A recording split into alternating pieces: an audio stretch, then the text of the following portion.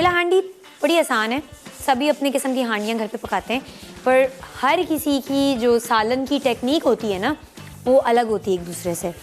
कोई कुछ करता है, कोई पहले फ्राई करता है, कोई पहले फ्राई नहीं करता, कोई मसाले डिफरेंट डालता है, कोई किसी तरह से डालता है, तो सबका अपना अपना अंदाज़ होता है बनाने का। मेरी कोशिश ये होती है कि मैं काली मिर्चें, सब्ज़ मिर्चें ज़्यादा इस्तेमाल करूं और लाल मिर्च की क्वांटिटी में जितनी कम रख सकती हूँ उतनी रखूं, बिकॉज़ जो काली मिर्च है उसके बहुत फ़ायदे हैं, हरी मिर्च के बहुत फ़ायदे हैं।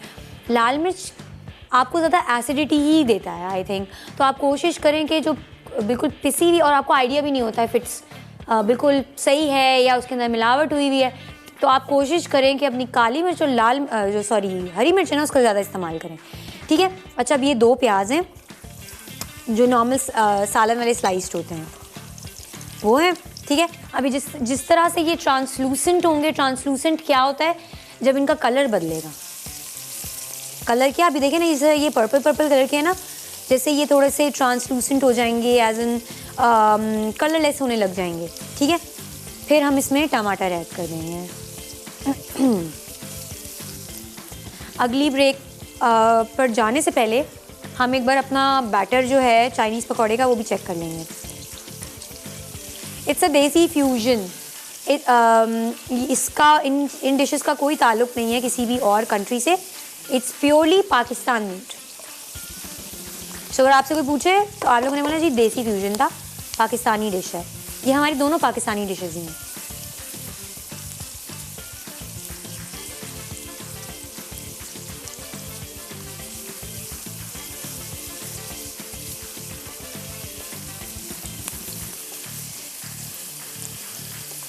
आज मेरा थोड़ा सा तबीयत लो हुई है, जुकाम हो गया मुझे, तो मैं बोला उस तरह से आज चले, आज मेरे व्यूअर्स खुश होंगे कि ये चुप करके खाना बना रही है, इतना बोल नहीं रही है, वरना बोलती बहुत हूँ। चले ये देखिए, ये अब ना इन्होंने कलर चेंज करना शुरू कर दिया, नज़र आ रहे होंगे ना। इसको 2 मिनट छोड़ देते हैं। मैं ज़रा क्लीनिंग करके ना अंडे वगैरह जो है ना वो फेंट लेते हैं। अच्छा, आपने ना मेक श्योर करना है, क्योंकि ना ठंड है ना आजकल, मौसम इस तरह का हुआ है, प्लीज़ सब अपना ख्याल रखें जितना रख सकते हैं। मैं बार बार इस चीज़ को रिपीट कर रही हूँ, जो भी चीज़ आप लोग बना रहे हो पहले कोशिश करें कि उसको रूम टेम्परेचर पर लेकर आएँ, उसके बाद फिर आप करें। फॉर एग्जाम्पल जैसे ये अंडे हैं ना, अभी मैं इनको इसलिए मैं खोल के रखना चाह रही हूँ कि थोड़ा सा ये नॉर्मल टेम्परेचर पर आ जाए, ठंडे ना रहे। और हाँ, आप हमेशा अपना एक एक अंडा अलग अलग चेक किया करें, सही है।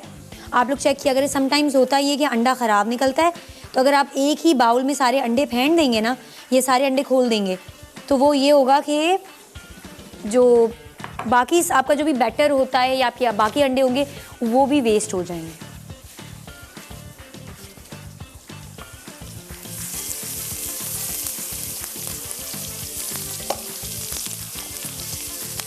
ये देखें, ये हल्का हल्का ना ब्राउन भी होने लग गया है।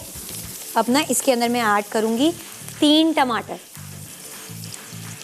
ये मेरा हिसाब किताब है और ये छोटे छोटे टमाटर हैं 3, जिस हिसाब से मैं बनाती हूँ। टमाटर मैं ज़्यादा क्यों लेती हूँ, प्याज में कम क्यों लेती हूँ? देखें, जो प्याज होते हैं ना वो मीठे होते हैं, तो अगर आप प्याज अपने सालन में ज़्यादा डालेंगे ना तो आपका सालन मीठा हो जाएगा। तो आप अगर आपको ग्रेवी अच्छी चाहिए तो आप टमाटर की क्वांटिटी बढ़ा दें, दही डाल दें, पर प्याज बहुत ज़्यादा नहीं डालें वरना आपका सालन मीठा होगा। मैं इसको ना थोड़ा सा हल्की आंच करके जो टमाटर है ना वो नरम होने के लिए ढक कर छोड़ रही हूँ। जब टमाटर नरम हो जाएंगे हम इसको ब्लेंड करेंगे। और अगर आप चाहें, जिनके घर पे ब्लेंडर नहीं है, तो अगर उनके पास घर पे मैश करने वाला पड़ा हुआ है ना, इधर नहीं पड़ा हुआ, मैं आपको दिखाती हूँ। अक्सर मैं करती रहती हूँ मैश उन चीज़ों से, तो आप उससे मैश भी कर सकते हैं ईजीली। तो मैं इसको थोड़ा सा स्टीम देना चाह रही हूँ। हो यस, सॉरी। अच्छा जी, अच्छा ये देखें, ये मैंने अच्छे से ब्लेंड कर लिया है। और ना अब इसका थोड़ा सा हम जो ब्लेंडेड है ना इसको थोड़ा सा भुनने देंगे। तो ये जिस तरह से अब इसके भुनने की क्या निशानी होती है, किस तरह से पता लगता है कि ये भुन गया अच्छी तरह? अब वो होगा ये कि जो ऑयल होता है ना सालन का, क्या होता है, अब ये आपको एक तो बहुत ही वो लगेगा, छोटे छोटा वो हो जाएगा, सारा अलग अलग हो जाएगा। मतलब कि जिस तरह अभी ये बिल्कुल ब्लेंडेड और ये पेस्ट लग रहा है ना, ये पेस्ट लगना बंद हो जाएगा। दूसरा, ऑयल हमेशा सालन से अलग हो जाता है जब सालन अच्छी तरह भुन जाता है, ठीक है।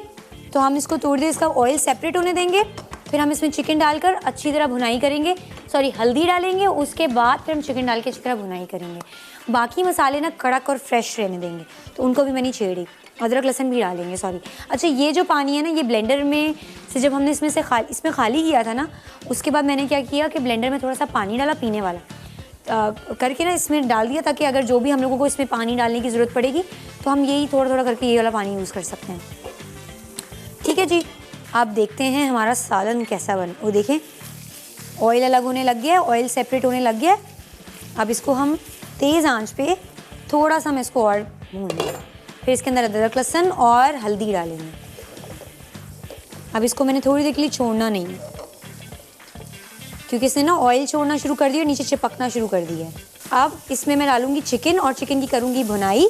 ये देखिए मैंने क्या किया, इसमें वही वाला पानी डाल दिया, नमक लाल मिर्च डाल दी, ठीक है। अब इसको हम बहुत ज़्यादा नहीं हाथ लगाएंगे, क्योंकि ये है ना बोनलेस है, फिर वो रेशा रेशा हो जाती है।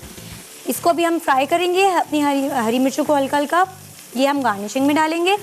ये क्या है, ये मैंने क्या किया था, रोस्ट करके रखे हुए थे ज़ीरा और काली मिर्च, ठीक है। ये मैं अपने हर सालन के ऊपर एंड में ज़रूर डालती हूँ गार्निश में, और ना इससे टेस्ट बहुत प्यारी महक। लोग गरम मसाला पूरा डालते हैं, मैं सिर्फ ये 2 चीज़ें डालती हूँ, मैं सारा गरम मसाला नहीं डालती, ठीक है। ये थोड़ा सा भुन जाएगा, ऑयल अलग हो जाएगा। ये मैंने कोल गरम करने के लिए रखा है, और इसको भी हम थोड़ी सी आंच पे थोड़ा सा भून लेते हैं, फिर इसमें पानी डालकर जो इसको वो करने के लिए रख लेते हैं ना। हांडी भी एक्चुअली मैंने हांडी भी मंगवाई थी, हांडी भी थोड़ी सी हम अपनी गरम कर लेते हैं, इसके ऊपर रख लेते हैं, ठीक है। नीचे हमारा कोल भी गरम हो रहा है। अच्छा, इनमें मैं कट लगाऊंगी और इसी में ऐड कर दूंगी। अलग से आप फ्राई करना चाहें तो कर सकते हैं, नहीं करना चाहें तो वो आपकी मर्ज़ी है।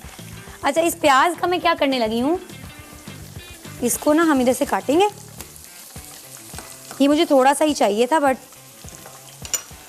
ठीक है, 1 लेयर आप सिर्फ इसकी निकाल लें या 2 लेयर, मर्ज़ी है आपकी, बिकॉज़ इसका मकसद बहुत छोटा सा है और बड़े मज़े का है, ठीक है। ये देखिए हमारा मसाला बड़ा ज़बरदस्त सा हो रहा है। इसको हम थोड़ा सा और भूनेंगे, फिर इसकी ग्रेवी बनाएंगे, पानी डालकर सारी चीज़ें डाल के इसको हम थोड़ी सी ग्रेवी बनने के लिए छोड़ देंगे। ये देखिए कितने अच्छे से भुन गया है ना मसाला, कितना खूबसूरत भुन गया। अब इसमें मैं थोड़ा सा पानी डालूंगी,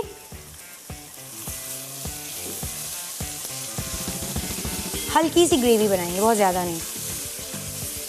हांडी है ना, हांडी में हल्की सी ग्रेवी प्यारी लगती है। भुनाई हमने इसलिए की थी ताकि जो मसाले ना वो कच्चे ना रहें, पक जाए अच्छी तरह। हल्की सी हमने ग्रेवी बनाई इसमें, ठीक है।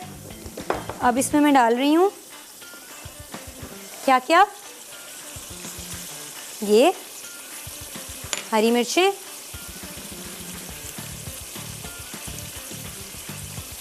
ठीक है, और हमने ये डाल दिया। इसके ऊपर हम ये डालेंगे। अब इसको हम थोड़ी देर के लिए पकने के लिए छोड़ देंगे, फिर एंड में इसको हम कोयले का धुआं देंगे, बिल्कुल आखिर में। अच्छा चलें आपको दिखाते हैं हांडी। ये देखें खुशबू भी बढ़िया है। अच्छा, इसमें मैं ये प्याज रख रही हूँ, अभी आप देखिएगा। ये प्याज रखा हमने, उसमें थोड़ा सा देखें हल्का हल्का शोरबा जा रहा है अब इसका।